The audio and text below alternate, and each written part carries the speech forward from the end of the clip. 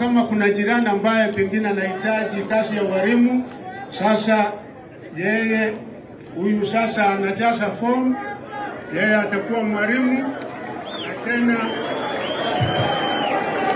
mpigie makofi tena hizi mpigie makofi.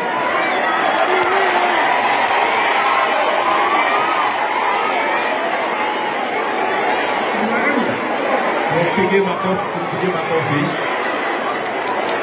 Asante sana.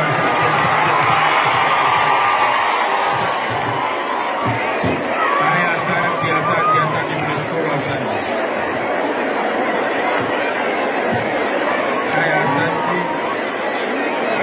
asante.